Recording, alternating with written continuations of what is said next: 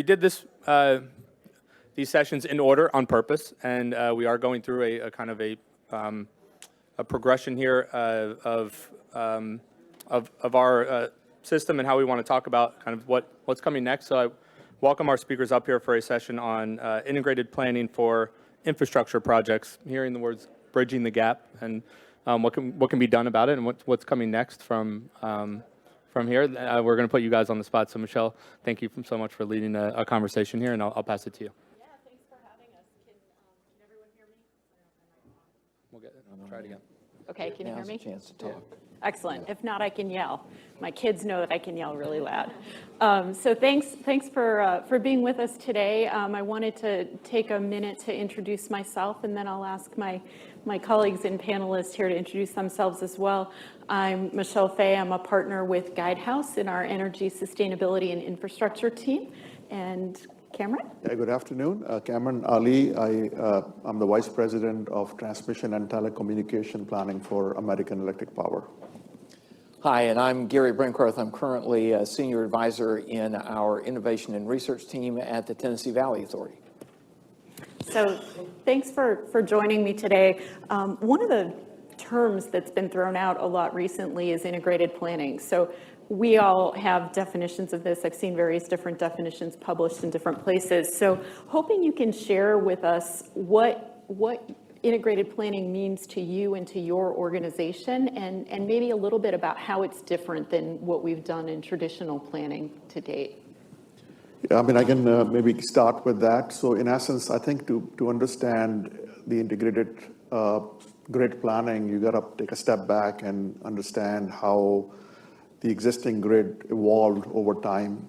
And really, if you think about it, there are three different regulatory mechanisms and three different market mechanisms and cost recovery mechanisms that have led to the evolution of that grid, right? So in the beginning, when you had vertically integrated utilities, they planned their transmission, distribution, and generation grid.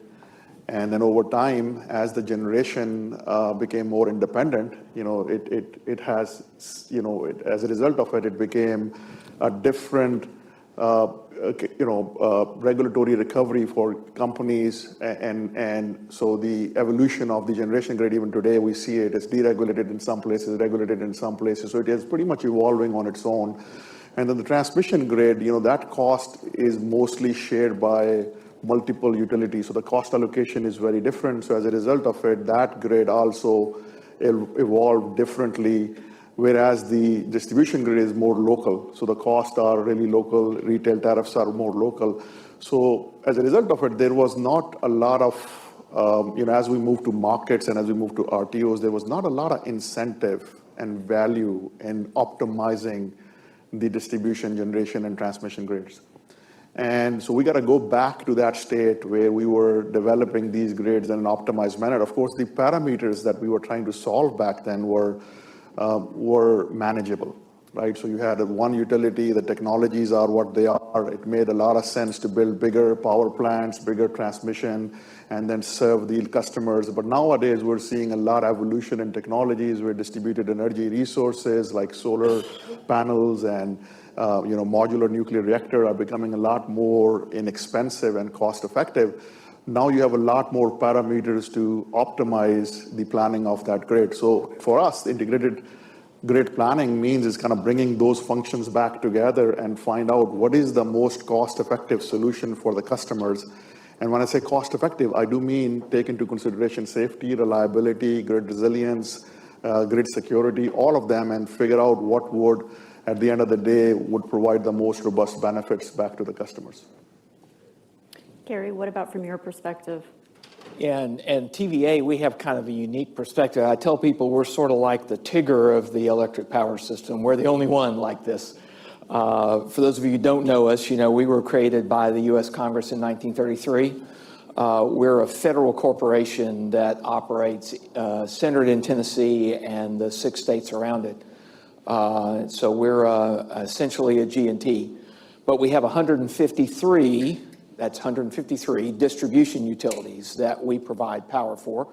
We're also their regulator, which makes for an interesting relationship, by the way. And so they do their own distribution planning.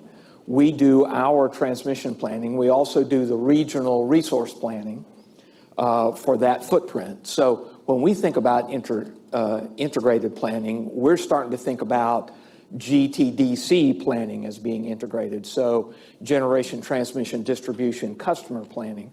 And the industry is beginning to shift more so that we're starting to talk about parts of planning that aren't in our scope right now because we're essentially a G&T.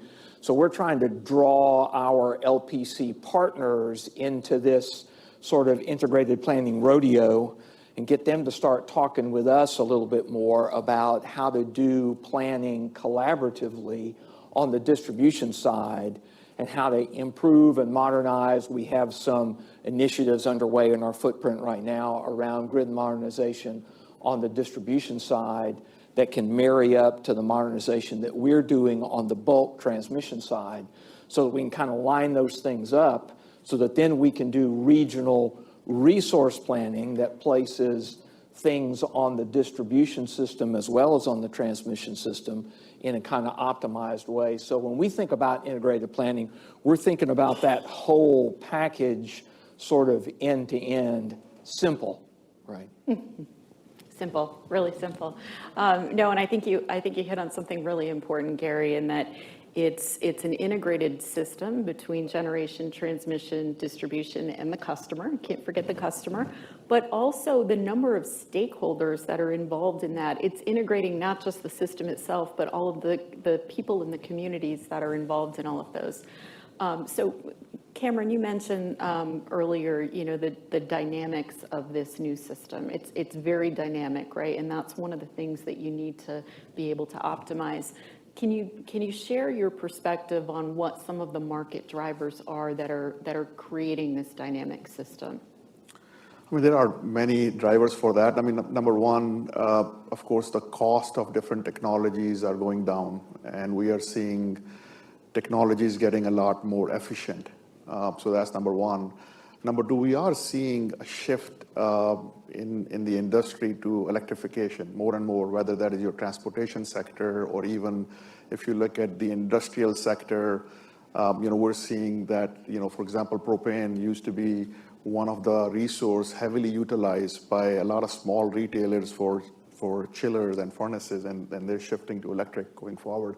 And then there are new types of load centers that we are seeing evolve, such as data centers, crypto mining, centers. And so, those are all drivers for demand, and then a shift as to how you supply that demand. But also, we are seeing a shift in the generation portfolio where we used to have a heavy fossil-based generation portfolio.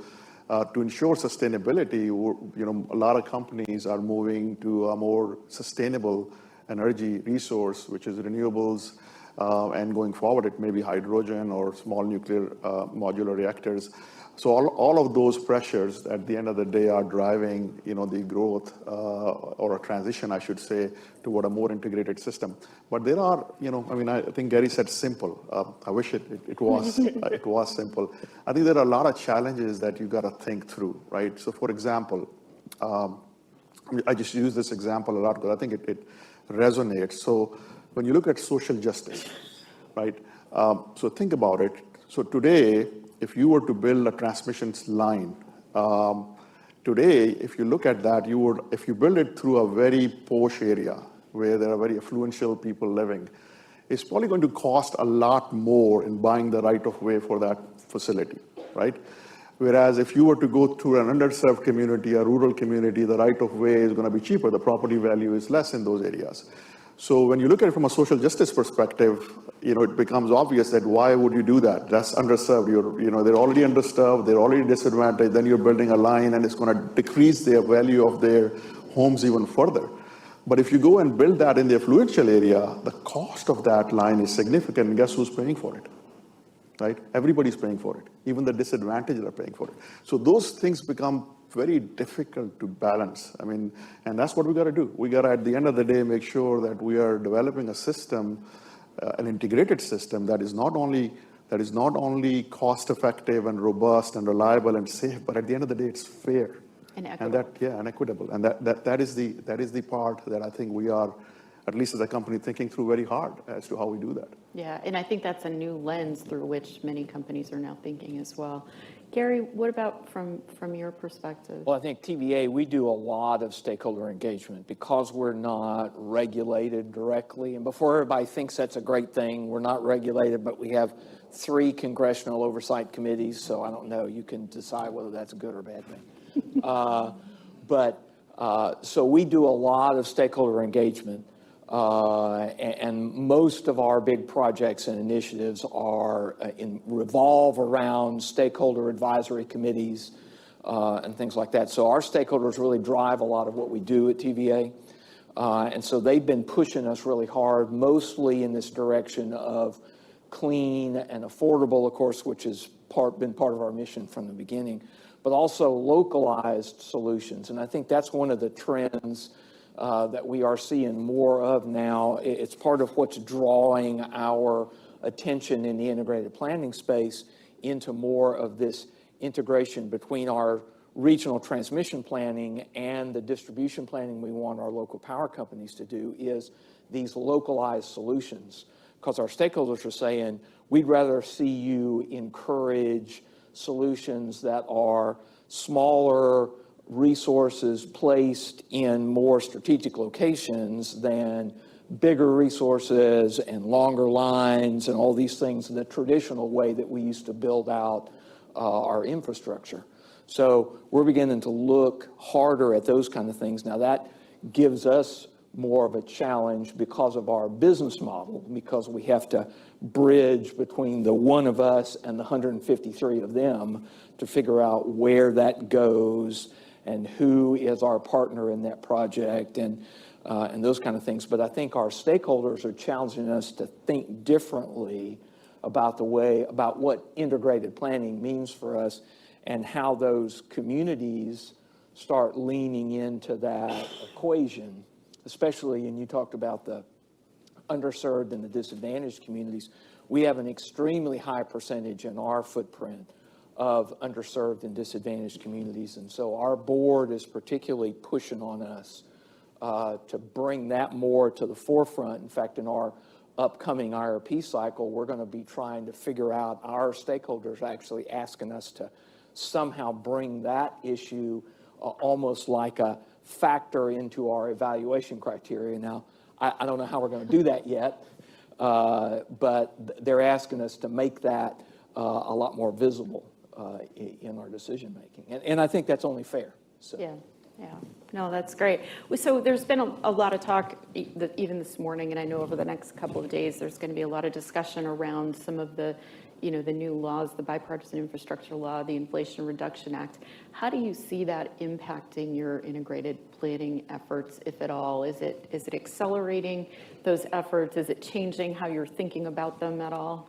Gary, maybe we could start with you. Absolutely is. I think what we're expecting to see is those 2 laws are going to accelerate the pace, we think, at which renewables are going to appear in the portfolio. Right. And so what that's pushing us to think about is, how do our models and methodologies and planning criteria going to have to change to accommodate that?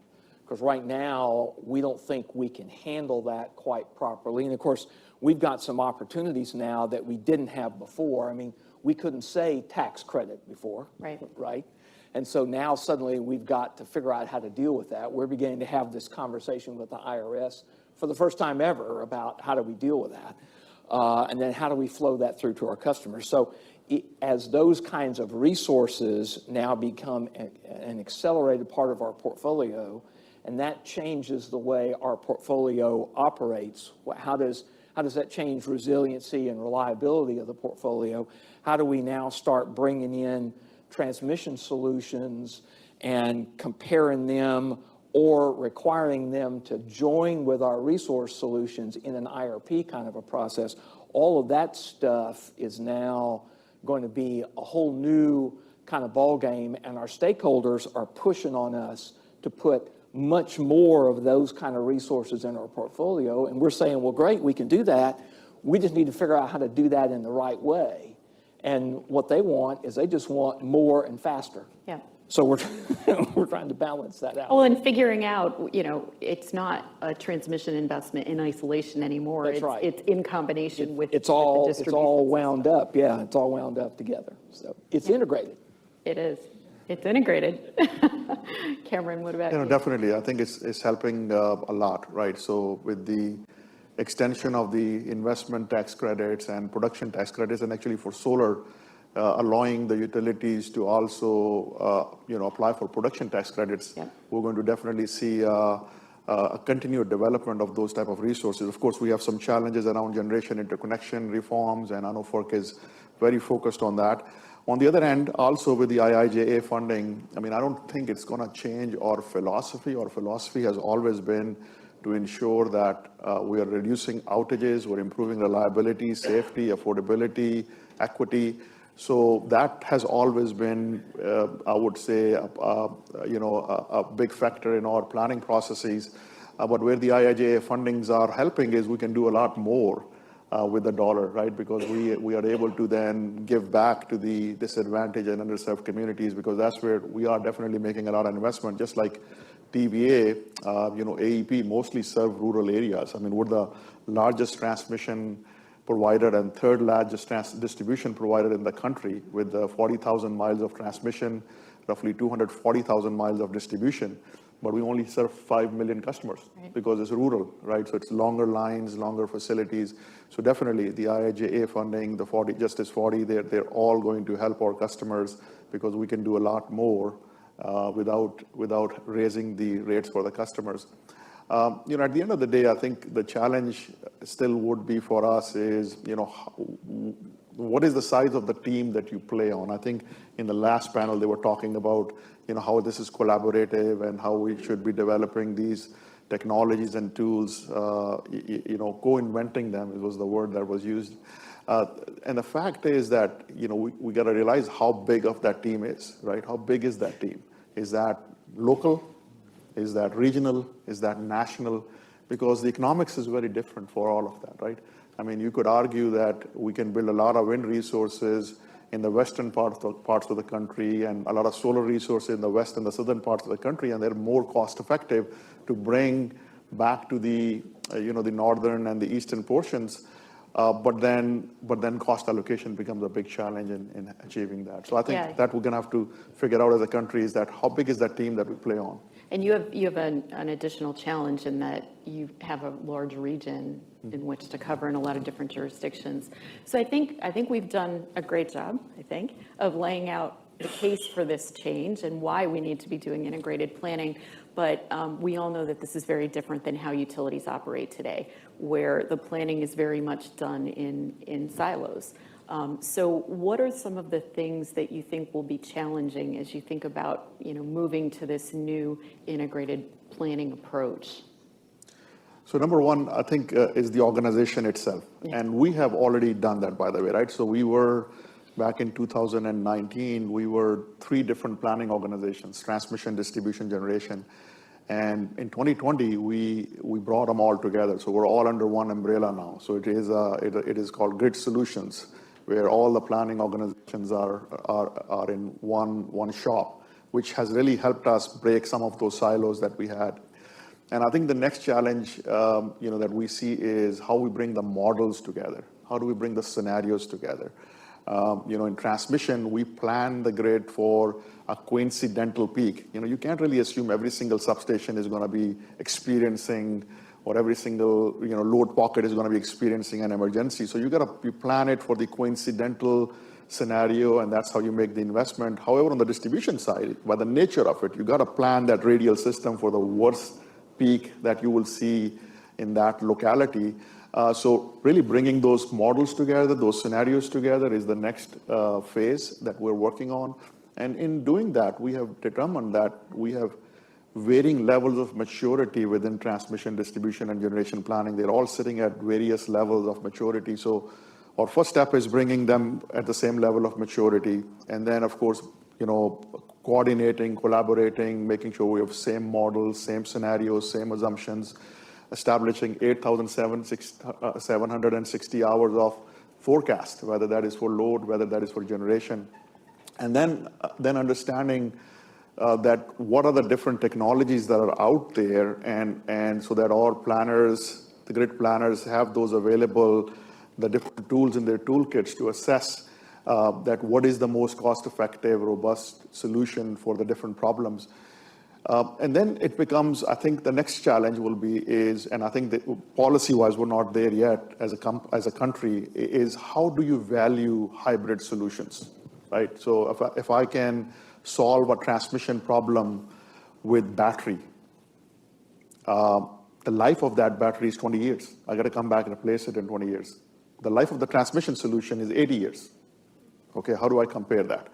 I can prove that if that battery was also used as a capacity resource in addition to a transmission resource, there is a lot more benefit where it would make sense for you to come and replace it 4 times and still be more beneficial to the customers. Or I can make money in the energy market by selling excess during hours when capacity is not an issue, and that can go back into the rate basis to pay for that battery. But that hybrid structure of assets, where they are T, D, and G, or C, that I think we're not there yet as a country. And again, that will be another challenge. So again, that's the way we are seeing it. We've got to do that integration internally, which we have made great progress in the last couple of years. And now we are advocating for policy changes in different forums to make sure that we're able to get that value to our customers. I think Cameron hit all the important buttons. I mean, the biggest challenge that in addition to all those things, is just being able to get those planners to talk to each other is the first challenge, because they all use different terminology and lexicons. I mean, you say scenario to a transmission planner, they don't know what you're talking about. Talk about stochastics or probabilities, that's the world of a generation, a resource planner.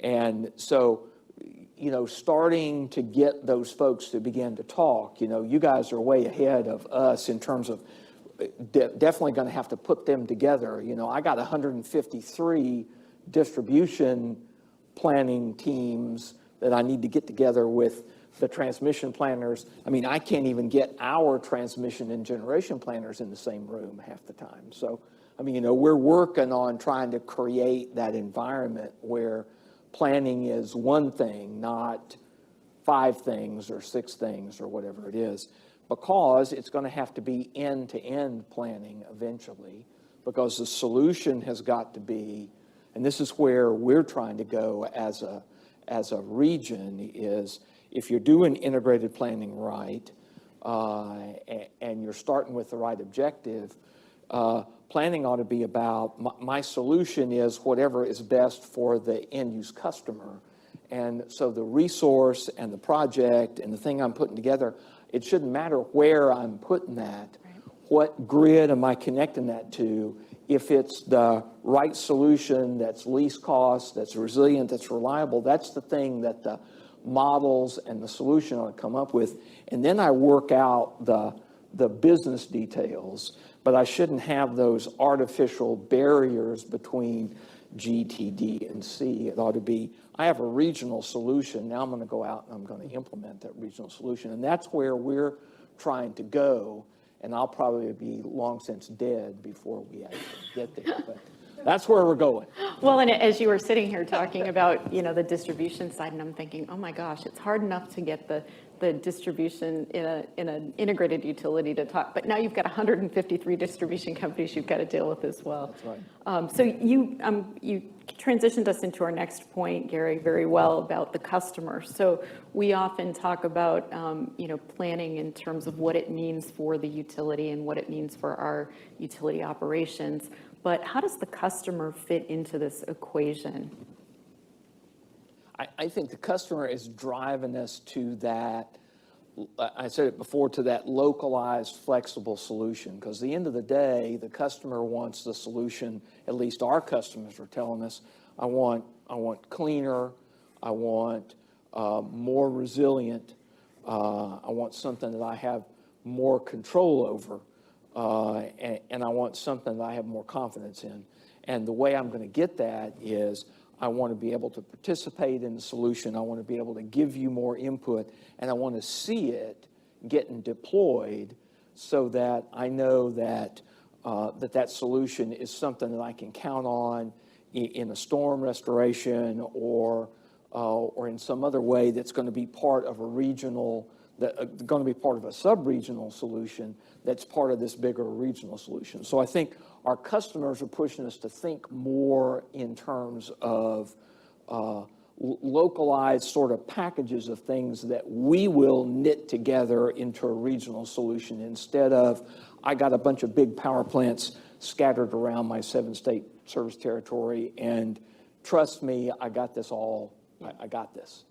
They would rather see something that's a little smaller and a little more focused on their needs. And we get that because in our 7 states, the needs are clearly different. And I know Cameron's in the same way because his footprint is big like that too. And you know, for us, what's going on in Mississippi is a whole lot different than what's going on in Kentucky. That's what's going on in Northeast Tennessee and in North Carolina. And we want to be a little more flexible that way. So I think that's where the customer is driving us to. And I think the declining cost of some of our resources, especially DER and things like that, are giving us that opportunity now to give those localized solutions that don't sacrifice reliability and cost. Yeah, and the customers are really now becoming a participant in this. They are. In this equation where they weren't necessarily before. Cameron, what about from you? Yeah, so Michelle, I mean, for us, I mean, the customer is the centerpiece. I guess that's why I didn't mention the TDG and C piece, because really, who are you doing this for? You're doing it for the customer at the end of the day, right? So they are definitely the centerpiece. But we got to remember, not all customers have the same priorities, right? So each customer has a very different priority. They have different needs. You know, so what we can do as a utility, and we do this very well at AEP, is engage them and educate them, and then put all the needs on the table. So on the generation side, our IRPs are pretty robust. The integrated resource planning, where we go out there and we talk about what our energy prices are, what our capacity needs are, what our obligations are, what the market looks like, where the market is going, and try to understand what are the needs from our customers' perspective. Same thing on the transmission side. You know, like I said, we have the largest system, so there are a lot of issues that we have to resolve on that grid that was built. Most of it was built back in the 1930s, so it's almost 100-year-old, and it needs to be refurbished, but we want to refurbish it in the right way. So we're engaging our customers to see what their needs are. Maybe their goal is to move a substation somewhere else, and maybe we don't need that transmission facility anymore. And same thing on the distribution side. You know, we're meeting with all our customers. But, you know, the needs can be very different. And you got, at the end of the day, you know, I don't think many times solutions would satisfy everyone. And at the end of the day, you would have an obligation to serve your customers, and some customers may not be okay with it, but as long as you're very transparent in that evolution, I think the customers understand and the commissions understand. So that's where we are. But yeah, they are the centerpiece. I mean, you don't build anything unless your customers are at large are on board with it. Yeah, and that you're thinking of them first, hopefully. One last question, then I'll open it up to the audience for questions. So we talked about the case for why we need to be doing integrated planning. We talked about some of the challenges around it. If and both of your organizations are further ahead, I think, than a lot of other companies that we've seen in terms of making this happen, what are some words of advice or one or two things you can say, you know, if you were to start doing this today, what are the one or two things that you should start with as you're going down your journey of keeping it simple, Gary, right? Run away. No. Run away. That's not an option. I would say start on the forecasting side. That's actually where we've started. Is, you know, a lot of this stuff is driven by our projections of utilization, you know, consumption and consumption patterns and locations and things like that. So what we're trying to do is work more closely with our distribution utilities about where do we think pockets of electric vehicle adoption and other kinds of electrification are going to be? What sort of trends are we going to see? What about weather assumptions and things like that? If we can improve the way we do forecasting between the 153 of them and our regional assumptions about sort of regional economy and things like that, we think we can start at a better place to sort of integrate the way that starts, that maybe that begins that journey of integrated planning better. So at least you start with sort of a common expectation of maybe what's driving your need for having to do planning in the first place, and where things are. So I would say that's the place, at least that's where we're trying to make some inroads with some of our 153 that are a little farther behind. So I would say if there's a place to start right there, because forecasters they like talking to each other. So you can get them in a room and start talking, and then maybe you can build on that. Yeah, well, and I think the forecasting is a huge piece of it because, just given the market conditions and everything that's happening, we're used to do forecasting, on a much longer term cycle. Now you're having to redo that forecast, That's right. I don't want to say every month, but much more frequently than in the past. What about you, Cameron? Yes, Michelle, I think the first thing is kind of I think it's very critical to bring those organizations together so that, you kind of force that discussion to take place. Otherwise, I think those silos are going to be there, and we would be building the grid of the future in a less optimized manner. So that's number one. The other thing is, I think Gary said this earlier, you gotta focus on the right solution and don't focus on recovery and what regulatory hurdles you may have to jump through, and how do you discuss cost allocation as to who's paying for it, even though the solution may be sitting in Virginia and it's local to the customers and they may get a lot more benefit, but even somebody in Michigan is paying for it.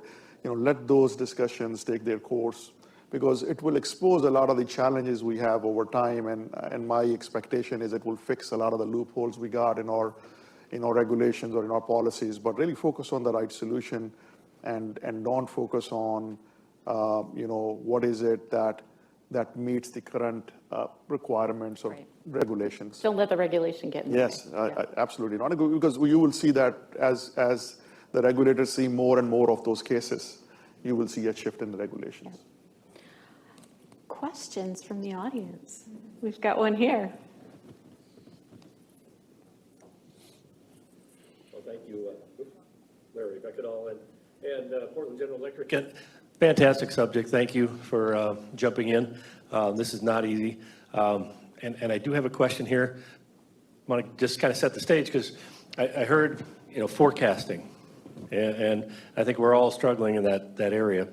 And I love, Carmen, you said it's organizationally, you guys have made some real changes to bring together your IRP, and I would think distribution system planning and whether it's transmission or transportation electrification, et cetera, all those pieces together.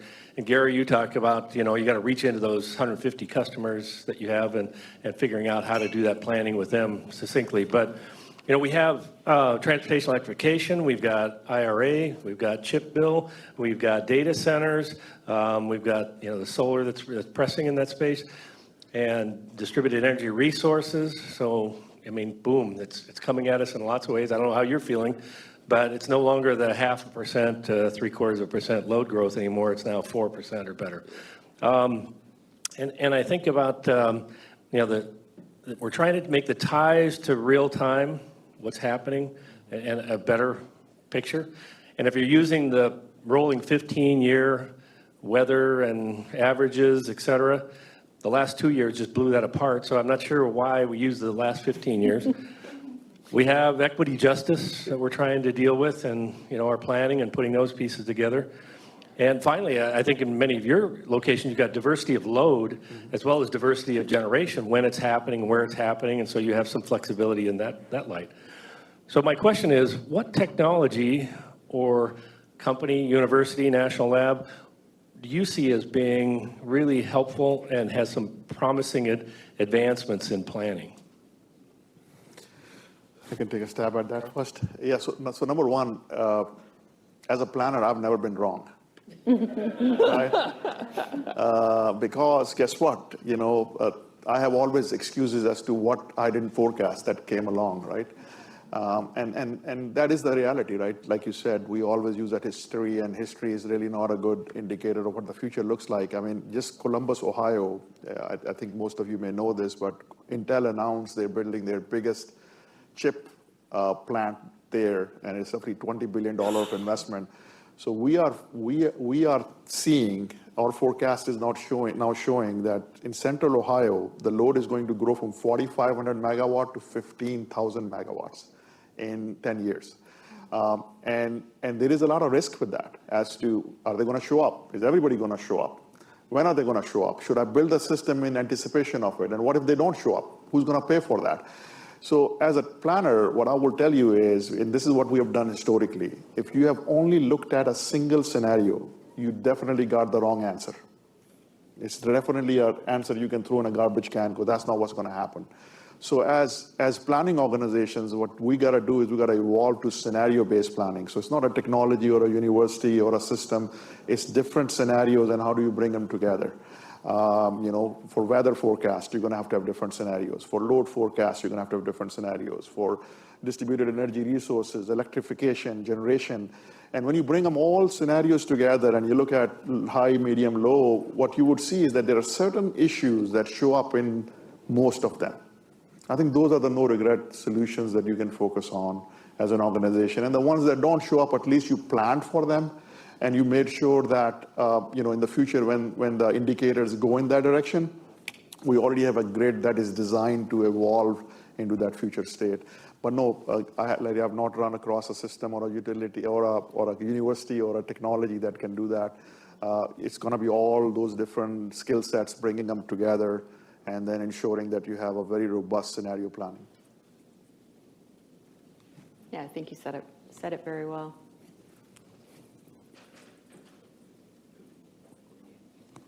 I don't think there's any magic bullet.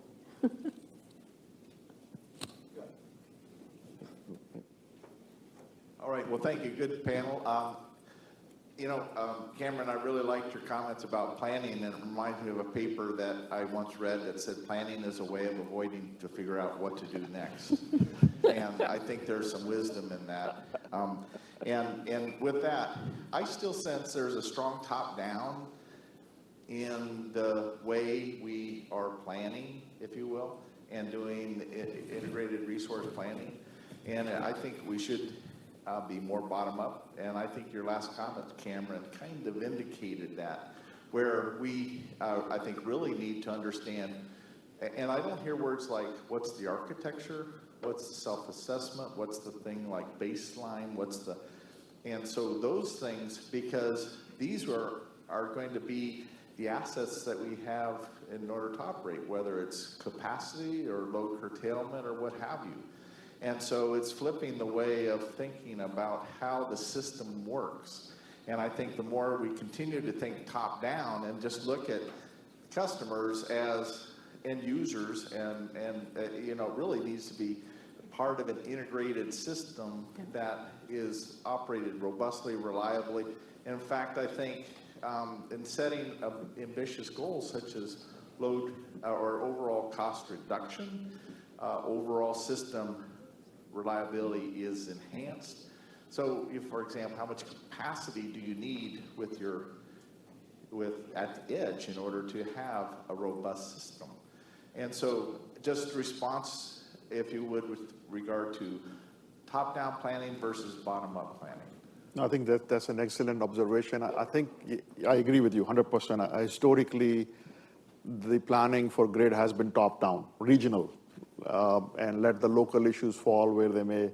I won't say that you don't want to do that. I think you still want to do that. You want to do top-down so that there may be more robust regional solutions that are beneficial to the customers, right? I mean, it won't make sense to put wind farms in a local community. You want to aggregate them somewhere. But I do agree with you 100% that bottom-up we need to ramp that effort up. And that's exactly what we're doing with our integrated planning, is enforcing and reinforcing that bottom-up, because we have a very good top-down function already, and bringing that bottom-up function and then trying to merge those together So at the end of the day, the customers are getting the most optimized solutions. And I think ultimately, it turns out to be inside out. And that's where it does take top down, but I think, we really need to work on the Right? bottom up. Agreed? I think we have time for one more. Michael? Hey, Michael Levy from Guidehouse. Appreciate y'all's panel this afternoon. Question is, I think there's complete alignment and agreement that integrated planning is necessary, but something we haven't necessarily talked about is sequence. And I think if you asked generation, transmission, and distribution who should do their planning first, everybody would probably say, they should. So I was curious, I guess kind of two parts. One, does sequence matter? And then if it does, what do you think is the appropriate sequence? And Michelle, I'd love to get your feedback in addition to the two panelists. Sure. I'll let them go first. Gary, you want to go first? I can go first. It's up to you. Why don't you go first? You've been doing so well, I may not have to say anything. Well, I think a sequence matters, but let's not forget it's an iterative process, right? It's iterative. So, for example, you may start with generation and you can run something like Aurora, which will tell you what the energy forecast looks like for the markets in the future. And that's a hub level model, right? Where you have generation for different zones, SPP, FPGM, and you say, okay, here's what's in the interconnection queue. Here is the probability of that getting built out. And you do that. And guess what? Congestion is missing from that. Transmission interfaces are not futuristic, they're historic. So now you got to take that information, go into a transmission model, run that, and see what happens when that generation gets developed. What does your congestion looks like? What does your interfaces look like? How much transmission the RTOs may end up building? How much local transmission may get built? Then you fix your interfaces, go back in that Aurora model, run it. Of course, at the distribution level also, I think you need the 8,760-hour forecast for load up in the Aurora model also, right? And then that may tell you that, yeah, you didn't have enough distributed energy resources because at that cost, it will make a lot more sense for DERs to get penetrated. So it's an iterative process. I think you got to start at all those levels where you first get the 8,760 forecast for your distribution loads for every single feeder. You have that in Aurora or whatever tool that that you're utilizing for energy prices. Then you take it to transmission and then back and forth till such time that you get an optimized solution. Yeah, I would say the one thing I would add to that is it's not linear anymore, right? It's not one team does the planning and hands it off to another team. It's got to be done together. It's in an integrated way, right? So exactly as you were describing, you need to be able to pull those models out and make them work together in order to do that. It's like herding cats, though. It is. But it's simple, right? Yes. But simple. Simple. All right, well, thank you both very much. Any closing comments before we wrap up? No, I really appreciate the opportunity. Thank you. Thank you. Thanks, everyone. Thank you, Gary.